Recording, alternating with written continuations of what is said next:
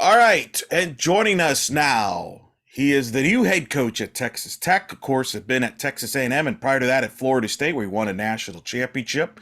I speak of Craig Snider. Joins us here and in the circle. How's that title, head coach Texas Tech? Is that settled in? No, I don't think it ever will, Eric. And I appreciate you having me on. I think it's a title that I'm not sure that I was ever thought that that would be the case. I enjoyed always being an assistant and sitting in the cages all day and working with hitters and doing that. So now, yeah, new title and a lot of excitement now. A lot of excitement. So take me through the process. Let's kind of start at the beginning when Texas Tech was open there. What was it that attracted you to Texas Tech, and just tell us through the process. Yeah, I think as you grow in your career, you always kind of you always wonder about that side of the ball, right?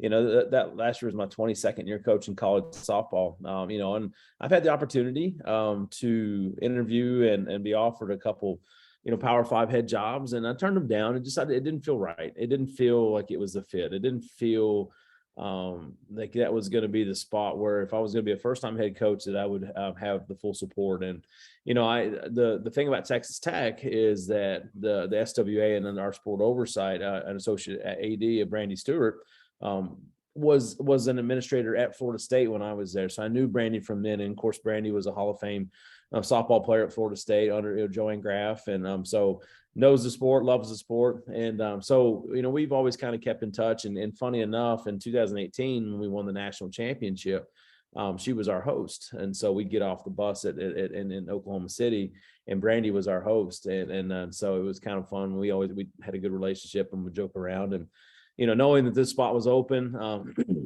excuse me, and knowing Brandy for years, I thought, hey, this might be a good place to take a look at. And so, yeah, Brett talked to Brandy, and then yeah, everything else kind of set the wheel, set everything in motion. Did you ever think this opportunity like this would come, or did you at some point say, you know what, maybe it's not meant to be a head coach? I can't say that I was always trying to look to be a head coach, because I always just kind of felt that if it were to come about, great. If not, I'm happy with what I'm doing. I'm happy being an assistant coach. I'm happy staying in the cages all day or working with the defense, whatever that piece was. I enjoyed that, and I enjoyed the people I was around. And so it wasn't something that I ever set out in my career like I have to be a head coach to prove my worth in the sport. That wasn't for me. And so so no, I can't say that would be. I can't say that I had dreamed of that. So yeah. What was the reaction from your peers? Give me some of the like once it was announced that you were the head coach at Texas Tech. What was kind of the how was your phone basically? I'm not sure I've answered all the text messages yet, to be fair. There was a lot of people reached out and a lot of congratulations. And and I think when you look back at the magnitude of that it is, and when you're in the weeds of it every day, you're like, oh, okay, yeah, this is exciting. And from the outside looking in, it was a lot of the peers in our coaching circles and coaching world were excited for the opportunity. So it was a wild time and trying to get around everybody. And that was fun, and it kind of reiterated like how big of a deal this is, and to be a first time head coach in a Power Five school. That's not normal, in the Big 12 at that. And so I was excited and felt very lucky and blessed to have be a part of that. How important was it too that it's in the state of Texas, where you've just spent your time at Texas A&M? You know the state, you know how to recruit, and how key of a factor was that to stay in the state of Texas, and obviously being in the Big 12? Mm-hmm. Yeah, I mean, I got my feet wet in Texas, back even before Florida State when I was an assistant at Stephen F. Austin, and so recruiting Texas was something that I had always I had a pretty good grasp on. I had a pretty good relationship with a lot of the coaches in state, and then even at Florida State, we still had the ability to pull a few great ball players out of the state to Florida State, and then coming back to A&M, and being in state, that was our hub for recruiting was in the state of Texas. And so developing those relationships. And so don't feel like we really missed a beat moving to Lubbock. I mean, it's, same coaches and, great opportunities. And so that's been a big deal. That's been a big part of that, because our state is one of the top when it comes to recruiting. It's one of the top when it comes to, talent, and, and it keeps evolving and keeps growing, which is great for our sport. And that's, and Texas is amongst the many states that keep evolving and growing. But, we just seem to have a lot more of it, probably because of how big the state is. How do you envision your style of coaching to be like? Is it for those, it's obviously, I'm sure you've seeked out advice. Obviously, the coaches you've coached under, I'm sure has an influence on your style, whether it be Coach Lonni at FSU, Coach Joe Evans at Texas A&M. Those are two pretty good to start with. What's your style going to be like? Well, I'll take it even further. So I've been lucky enough and very fortunate enough in my career to have coached under some just phenomenal coaches, right? I think back at when I first got my start in Division I softball, I was coaching for Mark Montgomery, who was at Centenary College, right? And so, Mark now at Maryland has done a great job everywhere he's been. So I got to learn underneath him. And then, I was a GA for Patty Gasso at OU. And so I got to learn how she operates, with her culture. And, from there to Coach Gay McNutt, who was, Texas A&M Hall of Famer. We coached together at Stephen F. Austin, and how she operated, to Lonni Alameda, to Joe Evans. And so I think you take a piece of all that, and you look around and you go, okay, I like this, I like this. And I think what's really interesting when I think about some of those coaches, I think about Patty Gasso and how she runs her program. And then I think about Lonni Alameda and how she runs her program, and they're vastly different. They're probably opposite sides of the spectrum, to be fair. And then you got a Coach Evans who kind of falls right in between those two, at Florida State, we had kids, and gosh, we had goats running around the office one day. I mean, it was always just a family crazy environment, which was so much fun. And, and I think when you look at those three coaches, you look at a Patty Gasso, you look at Lonni Alameda, and you look at Joe Evans, all three have coached in a national championship game. All three are vastly different. And two of them have won a national championship. So I think it's really important that you're who you are. I think a lot of coaches will try to jump in this position and try to change who they are and try to change how they're going to operate and change how they're going to, manage their staff and program. You have to be who you are. And I've felt very strongly about that. And for me, I'm definitely going to fall more on the Lonni Alameda side, where, we're going to talk about our culture and family and whatnot, but we're going to live it every day. When I hired our pitching coach, Coach Cassie Bird, and it was she's got two little ones. She's got a 2-year-old and a 9-month-old. And I said, if those kids aren't in the office running around and pulling stuff off the wall, and we're babysitting us, and that's what we want. That's what we want, you'll come in our offices now, and there'll be a dog in there from our volunteer to our director of ops. Sometimes my dogs are in there, because again, like, there's a difference between talking about family and there's a big difference in living family. Living family is like going to grandma's on Sunday for dinner with the family. It's just chaos sometimes. And you know what? That's what this is about. And so you're going to find our culture to be more on that part of the spectrum. You're going to see us, out in the communities. You're going to see us having some fun and, and theme travel and on all the things, and so, so I think if I had a style culture wise, it's gonna be that. As far as play goes and stuff, I think we're still figuring that piece out with our program. Aggressiveness is going to be a big part of what we do offensively, and on the bases, and we'll see. But I think we're still learning our players and program and how we want to operate in that space. What got you into coaching softball? Well, I actually started, Eric, when I was 18. So I went to Lindsey Wilson College in Kentucky, and had an opportunity to play some NAIA baseball. I'm going to preface that by saying I wasn't very good at all. And so, but I had an opportunity, and in my senior year of high school, I completely messed my shoulder up, dislocated it. I was done. Playing career was over. And again, I don't say that to say that I was going to have some big career in baseball and it was taken away. No, I would have made it to the college ranks if I made it through that, maybe. But I had an opportunity. It was great. But after that happened, the admissions had called me and said, hey, listen, we've got an opportunity. Baseball may not be it now, but would you want to do a work study program? And they gave me an option of women's basketball or women's softball. And of course, I chose softball. Now you got to think, in 2001, I can't believe I just said that out loud. I just dated myself big time. But 2001 softball in Kentucky, it wasn't what it is now. I remember Tom Optenbrow was the coach that took me on, and I learned so much from him. And about the game and the management of the sport, but we would drag the field with a Jeep Cherokee and a piece of chain link fence. And that was, that's how you get it right. And so, long story short, his assistant ended up leaving halfway through the fall, and he hired me. He said, "Hey, I want you to work with our hitters. I'd like for you to help me out." And so I spent 2 years at Lindsey Wilson as an 18 and 19-year-old undergraduate, helping with the softball program. And then that's when Coach Montgomery from Centenary saw me. We were working at camp together and asked if I would come down and be a student assistant at Centenary. So that's what kind of started the whole path. And, if you told me that I was going to be coaching, softball in my career, I was in high school, I would have told you you're crazy. But here I am, and, I fell in love with the sport, and, and I was very fortunate enough to be around great people. And I think that's the biggest thing for me is I look back and go, man, my path has been so amazing because the people that gave me opportunities, the people that helped me along the way. So yeah, 18 years. So yeah, here we are 22 years later doing it again. And you mentioned Mark Montgomery. It's kind of funny how you both started, and where you're both at now, where you're both head coaches in major conferences. That's kind of wild. It is. And it's been really cool, I think, for him to watch my path and, and know that he had a big part of that. And I think even for me side, me so as well is seeing Coach Montgomery and how he's made his way through the ranks and done such a great job at all levels. And, I've learned so much from him, and I owe a lot to Coach Montgomery and giving me an opportunity to be in the sport. What was it like then when you joined Coach Gasso's staff back then?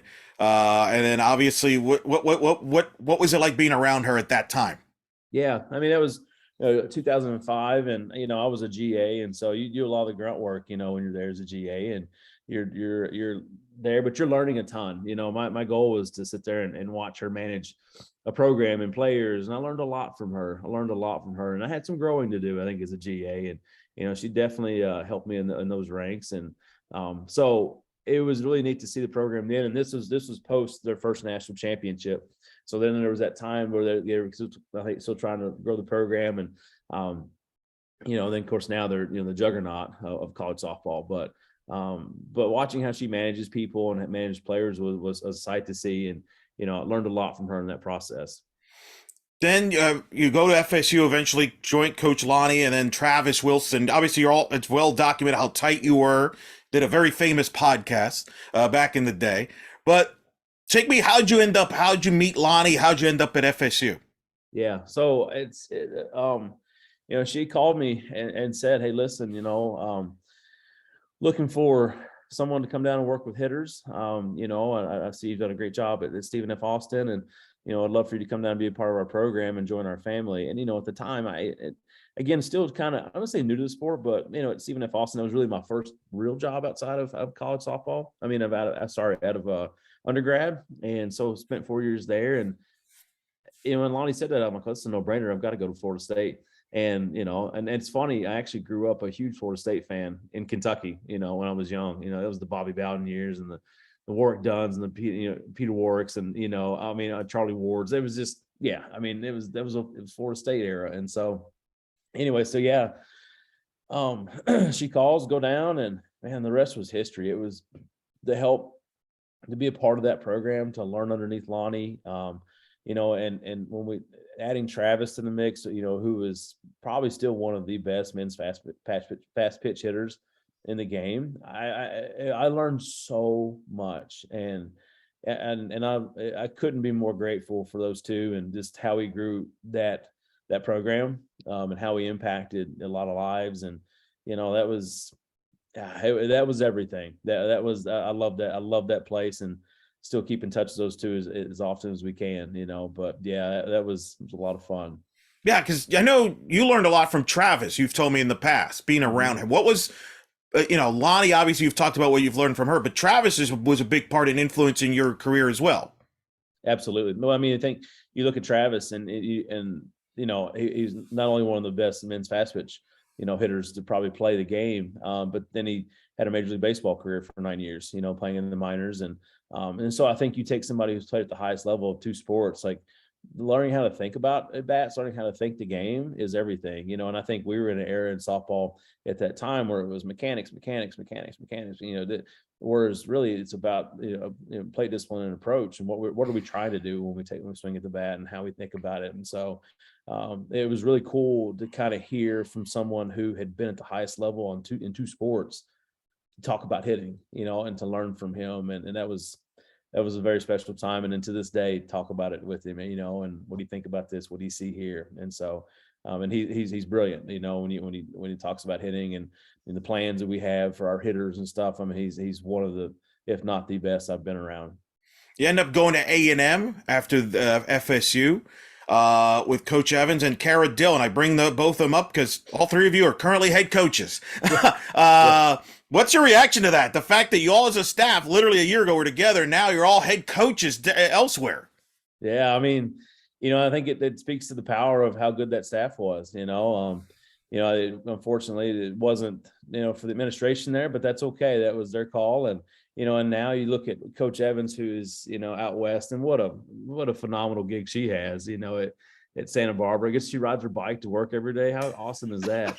And then you got Kara Deal, who's now first time head coach at UTA and doing some great things. I know they're already pulling in some great recruits. And so I don't know, I think that speaks to the power of that staff and how good that staff was. And so exciting for Coach that she gets to go out on her terms now, which is everything. And excited for Kara as she starts her, head coaching career. So yeah, it's a pretty neat deal. I had Kara on the podcast. I kid her that, she said she might reach out to you. We got to schedule something, don't you? I mean, down the road. I mean, there's too many connections there. Like the bragging rights.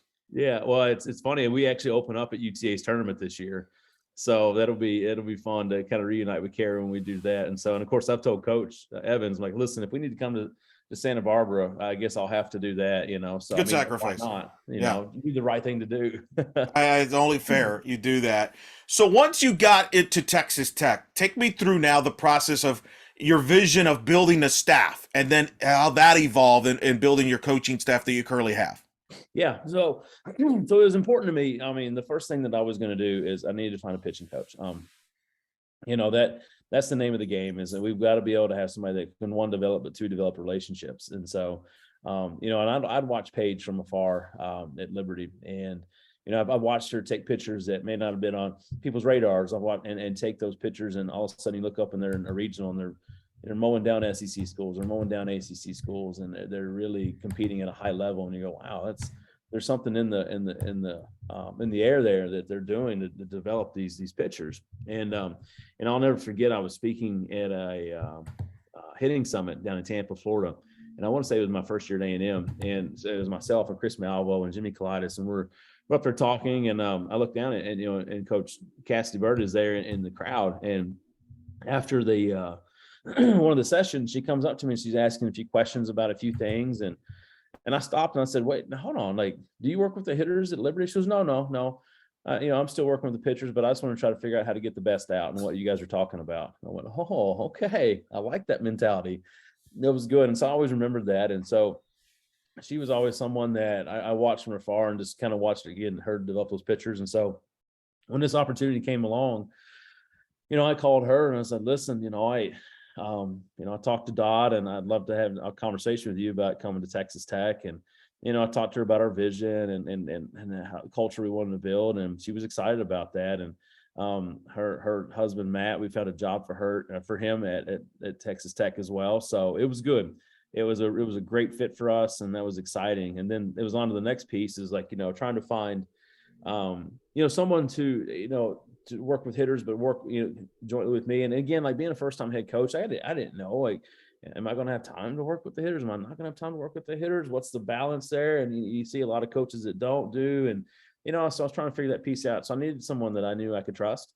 I needed someone I knew that we're going to have a great rapport with the hitters, have a great relationship with the hitters, and someone that can follow a lead, but also take the lead, And so, I worked through a few candidates and whatnot. And it really taught me also what I wanted in a person when I did that, because again, being a first-time head coach, you go, hey, I could go get this, but it's like, okay. But then when you really get into the weeds of everything, you figure out, wait a second, I need good people around us, and that's how we want this culture to grow, and that's how we want this to happen. And so, so getting a hold of Roya St. Clair was awesome. Who also played at Michigan and coached for Olympia and Michelle Ventrella. And so like she's seen it at a high level. She played in the pro league. She understands it at a high level. So the first time on the phone with her, I'm like, yeah, she's good. She's really good. And we talked a few more things. I mean, she even threw out a Happy Gilmore quote like 2 minutes into the conversation. So I knew at that point, I'm like, she's switched on. I like this. This is funny. But so getting to hire Roya was a huge pickup for us, and our players absolutely love her and respect her, and they listen, and she's done a great job with our program. And then the other spots for me, we're now trying to find a volunteer and a director of ops. So the director of ops was a no-brainer for me. Pete Suarez was a manager for us at Florida State.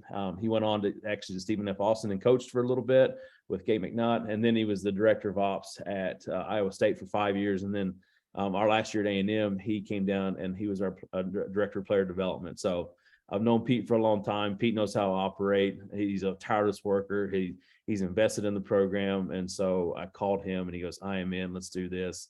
So I knew that piece was going to be huge for me on the management side. And so getting him was great. And then the last piece for me was Morgan Claveman. Morgan Claveman was an All-American for us at Florida State. She was on the national championship team. She's, I recruited her out of the state of Texas. And so we've always had a good relationship. And, she wanted to coach college softball. And I said, well, I've got an opportunity. I think this could work out. And, she had family and they had been in Lubbock and went to Texas Tech, who just absolutely loved the place. And so I offered her and she said yes. So now we've got our staff complete and everybody's rolling now and doing a great job. And then it's that, that first fall too, where we're learning each other and we're learning how each other ticks. And so, I'm learning that piece as a head coach, just trying to manage everybody and make sure I put them in the best positions, to be successful. So, but it makes it a lot easier when you got great people around you. And I definitely I feel like I've done a great job with getting a great staff, because that was important. And it's stressful. That was stressful. Hiring 4 people it's a lot, but it's good though. Yeah, I would imagine that. And of course, Morgan, I mean, I watched her when she was a player at FSU, so that made me feel old when I saw that announcement there a little bit. And then Pete, I know a little bit, Pete. I mean, we're both Dolphin fans, so, I'm sure he's got his Sunday ticket ready to go in Lubbock to watch the Dolphins every week. That's why I don't have him on the podcast, because it would just turn into a Dolphin podcast. It wouldn't be a Dolphin podcast. Take me through the process then of learning the players you have inherited, and them learning you and learning the staff. How obviously you have the fall for that. How has that process been as far as learning what you have, the players, and them learning you and learning your staff? Well, I think it's always a continuous process, right? I think developing relationships, it's not something that happens overnight. It's a continuous daily, thing that has to happen, and something that you have to be very cognizant of every day. The first thing I did after the announcement is I got on a Zoom call with all the team, talked to them, and then I had a Zoom call with each individual player for 20 to 45 minutes, some longer. And I want to know them. I want to know what they're about. I want to know family. I want to know, what they like, what they don't like. I mean, I wanted to kind of get a feel for them and the vibe, and so spent a lot of time with that. And that was a couple long days, but it was great. And so, I feel like the players have really welcomed our staff. I think they've welcomed with open arms, and there's been a lot of excitement for them. And we're doing things outside of softball to try to get to know them too. I mean, I took this out of Mark Montgomery's book, and we went and took the kids to paint mugs, some coffee mugs, and we went and bought a nice espresso machine / coffee machine to put in our office. And now we've got, and they'll all have their custom mugs that are right above the machine, so they can come in and have coffee anytime they want. And so, I think it's important to be able to do things outside of softball to kind of, I think anytime you're on the field, you have your guard up. And so when you get somebody away from the comfort zone, and then you get to kind of see the true person and get to learn them and share those moments. Our first fall games were in Albuquerque, New Mexico.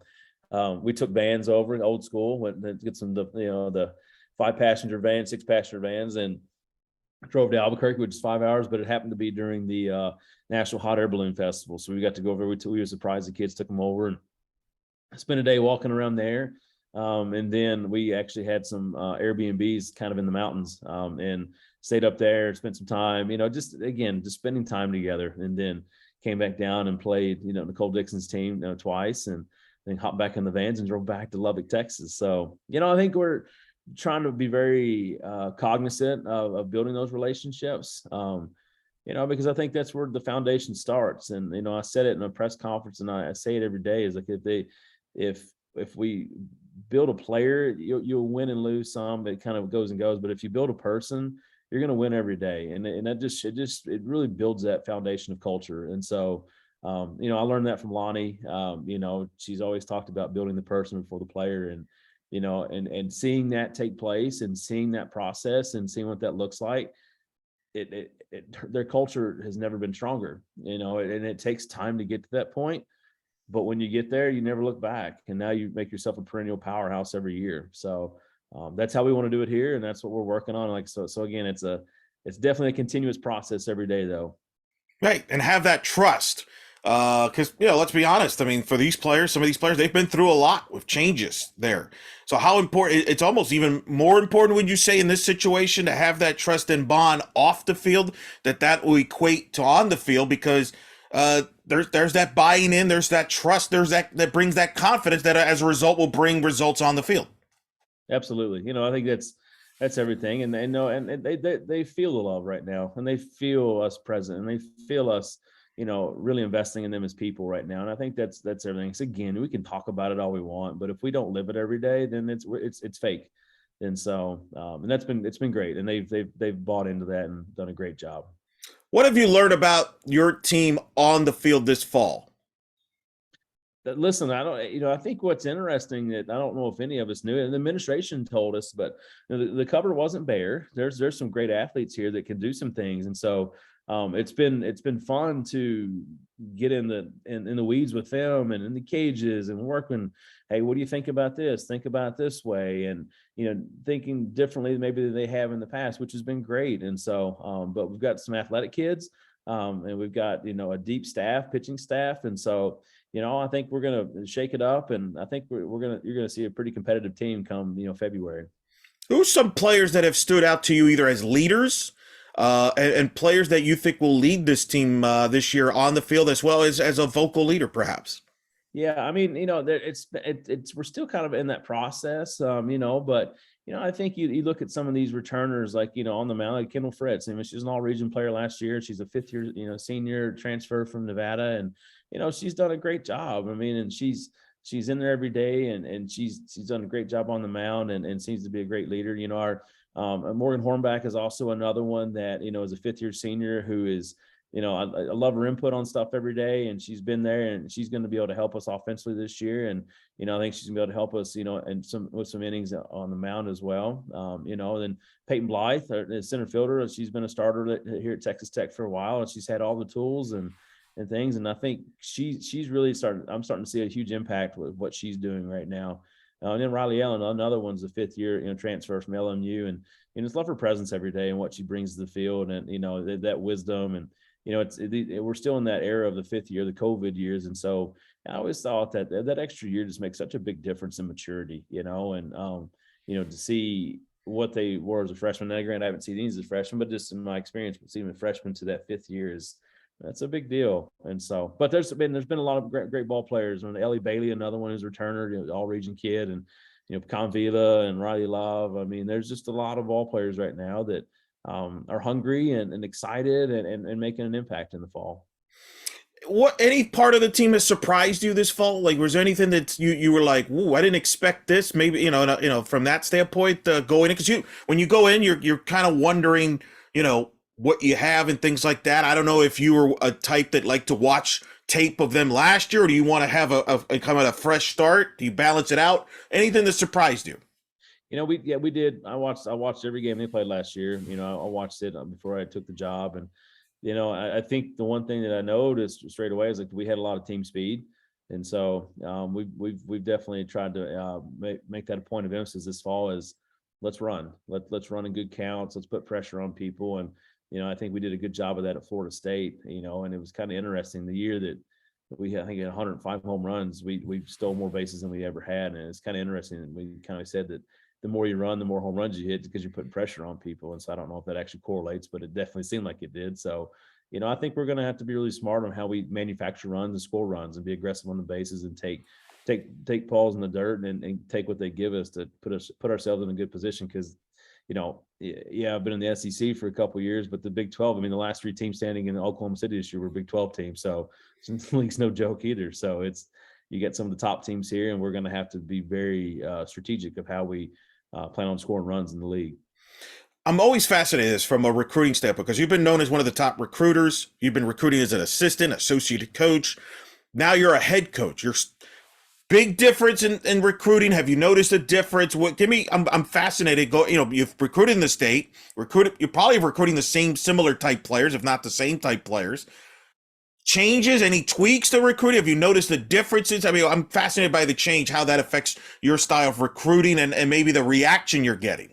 Yeah, I don't know. I don't know that if a title change is or isn't the way to go. I mean, I have always said that when the head coach shows up at a game, there tends to be a different vibe, and so, but I don't know. I mean, I think we've done a great job. I mean, I know we've done a great job in this 24 class, but I don't know. I mean, we're definitely recruiting, the same kids that, I have been for the last 12 years, the same type of caliber kid, an athletic kid. And so, I think from the recruiting standpoint, it was important for me to make sure our staff became really good in Texas now, because they're not, this hasn't been their area. Their area has been on the East Coast or in the Midwest. And so now we can still have really good contacts in those areas and stuff, but let's be really good in Texas as well. So I'm making sure they're getting around and meeting the coaches and getting to introduce themselves and making a name for themselves recruiting as well. Right. I mean, I think that's so important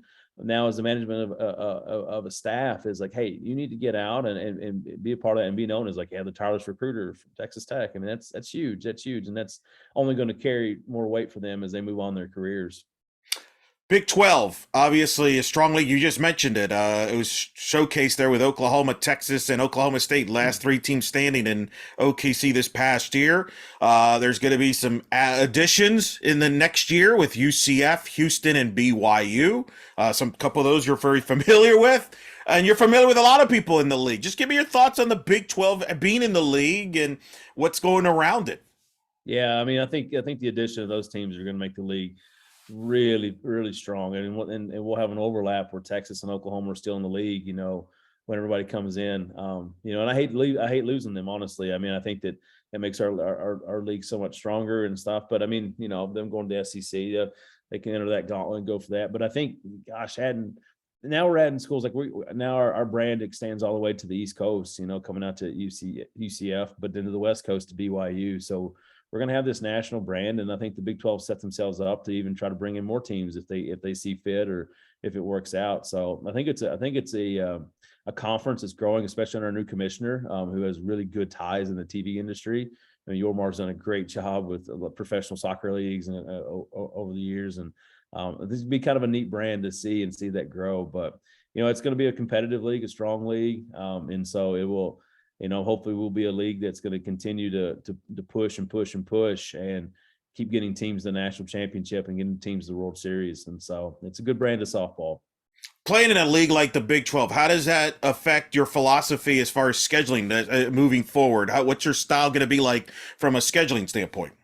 I don't know if it changes too much. I think scheduling always depends on your team, youth, experience, all the things. The one thing that I've noticed in Lubbock that's been a little bit challenging, there's not a ton of midweek games around you. And so, I mean, you have to try to go out and find those. So we're going to have to find maybe more tournaments preseason wise and try to maybe sneak in 6 games or whatnot. And so, in that way, we kind of open up our weeks to where we don't have to travel 4 hours to go play someone, and so we can do that. That'll be very helpful. But, I think no matter how easy or how hard your schedule is preseason, running through the Big 12 is going to be a great RPI builder for you.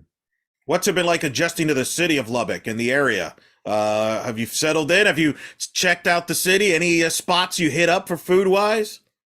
Well, I mean, so Eric, since you guys are coming in the conference now, the first thing you do when you come to Lubbock you have to go to Red Raider Meats because Ooh. there's a burger there called the Slider that I got to design. So I think you're gonna have to try that one out. It's pretty good.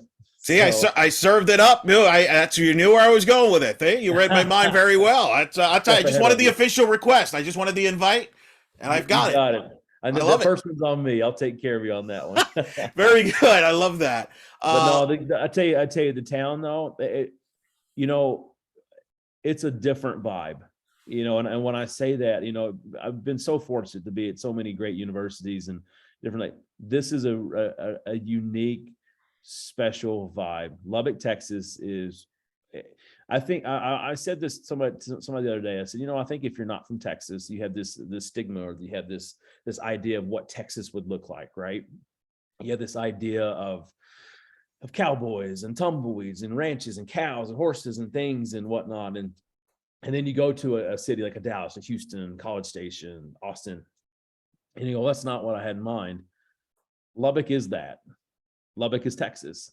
Lubbock is grassroots, like hardworking, blue collar people with a phenomenal town. I mean, there's 300,000 people in Lubbock, and so that's 100,000 more than where I was before. And so it's a big city, and it's continuing to grow. But the vibe, the people, the fans, it is everything. And so and when you're out here, you're a Red Raider fan, and I think that is what's been really fun, because I think the other places I've been, it's a conglomerate of fans, right? There's always different ones. No, you're in Lubbock, it's red and black. You're a Red Raider fan, and so Red Raider Nation strong out here, and it's a lot of fun. And so it's a different vibe, and it's a really cool vibe, and I love it.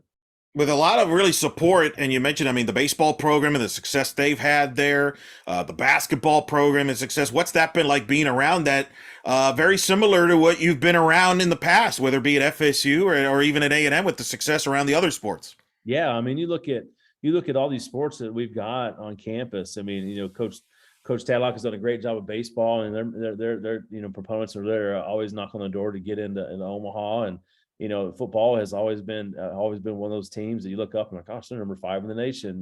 From the coaches from the past to now, and Coach McGuire and what he's doing with the culture. And basketball obviously is top notch. Women's basketball winning a national championship, and our men's basketball program making runs deep in the postseason. To our track team, and won a national championship not too long ago. And you look around and you go, there's a lot of great people here that haven't left for a reason. That this isn't a stepping stone. This isn't one of those places that you come and then you move on. This is a place that you can come, stay, and be successful and be supported for the rest of your career. And it's been really, it was really neat when I was hired. All those coaches from football, baseball, I mean, soccer, but every coach that coaches at Texas Tech was at the press conference. Every coach has reached out and checked something. I'll never forget our first inter squad we had. It was Friday night, and it was Friday night before opening of football when they opened up the Murray State. And I got a text from Coach McGuire. He goes, "Hey man, just checking in on you. How'd the inter squad go today?" And I'm thinking in my head, I'm like, wait, Coach McGuire has a football game tomorrow against Murray State. This is and for him, the first time head coach at a Power 5. So I gotta believe those nerves were through the roof. And he's calling to check on me, and I think it just speaks to the culture and the vibe here, that everybody is really invested into everybody else's success and wants to see them do well. And so, again, you feel so supported with that. And it's not segregated like athletic department. It's like it is one whole thing, and everybody's moving in the right direction. That's a great point. Interesting point you bring up there. I'm wondering, there's a bond there within the coaching staffs, because a lot of you this is your first Power 5 head coaching. You mentioned Coach McGuire first time. I mean, Coach Tedlock kind of, he paid his dues to get to Texas Tech. Coach Adams, obviously, ironic, was an assistant under Coach Beard, where he got his opportunity. So I feel like you all have a lot in common in that bond. Absolutely. Yeah, I think, and everybody, there's always gonna be a first-time head coach somewhere, right? But I think what's been great is Kirby, Holcutt, our athletic directors, put us in positions to sit in a room and be able to talk about those things and be adversaries for each other. And I've learned so much from these coaches in my short time here. And yeah, it's special. It is definitely special. They want your programs to be successful, but they want you to be successful. And Kirby's done a phenomenal job of that. But to have these coaches around too, knowing that they're supporting you, they're reaching out. And yeah, when you get a recruit, they're texting you, "Coach, we saw you got this kid. Coach, saw you got this kid." I mean, it's been fun to be a part of. Last question. Obviously, this team will evolve between now and February. It always does. Every team does for various reasons. What are some of the keys between now and then the start of the season in February you got to see from this group here to really accomplish your goals and be successful when the season during the season? Yeah, I think the big thing that we really tried to really hit home with our program is this being good teammates and continuing to grow on all facets of the ball. I mean, offensively, we've got pieces to be able to run, hit for power, do some things. Now it's just being smarter about it. It's knowing when to do these things. It's learning to know when you're tired or when you're sore or when you have these things like how do I fight through that and how do I stay present. And those are the daily conversations. And so I think this team would come out and compete right now, but as any coach would tell you, that's not where we want to be. We want to be better, and we're going to keep pushing the envelope. For our pitching staff, they continue to grow and get better, and you see each outing they do something. You can see they're checking off a box and doing something better than they did before. And defensively, we're still learning how to move together and where to be in right places. And when we throw to this hitter that does this is where we need to be. And so I think it's just every day having an opportunity to educate and teach the game has been good. But I think we still have 3 weeks left in our fall season right now, and so being able to do that, and I think this team could be pretty special when it comes to the February and really make a run and surprise some people on the way. Well, we're looking forward to seeing your team on the field, but I'm excited to see you in the dugout there as the head coach there. And man, I'm excited for you. We've known each other since you were at FSU there, and really was excited when I saw the news that you got the head coaching job. Congrats on that opportunity here at Lubbock. And like I said, we look forward to seeing your team on the field. Best of luck, and we'll definitely be talking down the road. But thanks so much for taking the time. I know it's a busy time to talk to us, and we wish you well, and we'll talk soon. Thank you, Eric. I appreciate you and just everything you've done for the sport and for putting this sport on the map and to continue to push the envelope. So thank you for that, and I appreciate and honored to be on your program today.